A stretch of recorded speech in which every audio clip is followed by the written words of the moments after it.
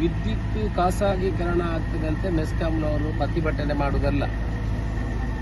ಅವರು ಫಸ್ಟ್ ಖಾಸಗೀಕರಣ ಯಾಕೆ ಆಗುದು? ಫಾರ್ ದ ಬೆಟರ್ ಸರ್ವಿಸ್ ಅಲ್ವಾ? Better service. ಮೆಸ್ಕಾಂನವರು ಏನು ತಿಳ್ಕೊಳ್ಬೇಕಂದ್ರೆ ಒಳ್ಳೆಯ ಸರ್ವಿಸ್ ಅನ್ನು, ಸೇವೆಯನ್ನು ಕೊಡಬೇಕು.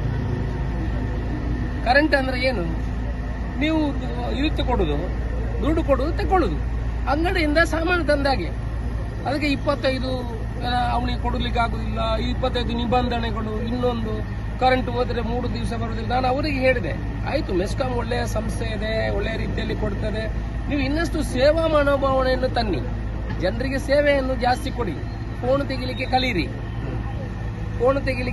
ಈಗ ನಮಗೆ ರಾತ್ರಿ 12 ಗಂಟೆ ಫೋನ್ ಮಾಡ್ತೇವೆ, 1 ಗಂಟೆ ನಾವು ಫೋನ್ ತೆಗಿದಿಲ್ವಾ? ಒಮ್ಮೆ ಮಿಸ್ಡ್ ಕಾಲ್ ಇದ್ರು ಆಮೇಲೆ ಮಾಡ್ತೇವೆ ಅವರಿಗೆ. ಆ ರೀತಿ ನಾವು ಸೇವಾ ಮನೋಭಾವನೆಯನ್ನು ತರಬೇಕು.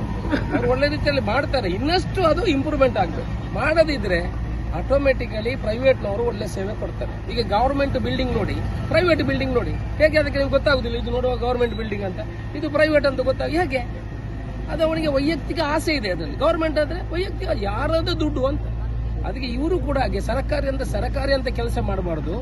ಇವರು ಒಳ್ಳೆ ರೀತಿಯಲ್ಲಿ ಕೆಲಸ ಮಾಡಿದ್ರೆ ನಮಗೆ ಪ್ರೈವೇಟ್ ಮಾಡುವ ಅವಶ್ಯಕತೆನೇ ಇಲ್ಲ.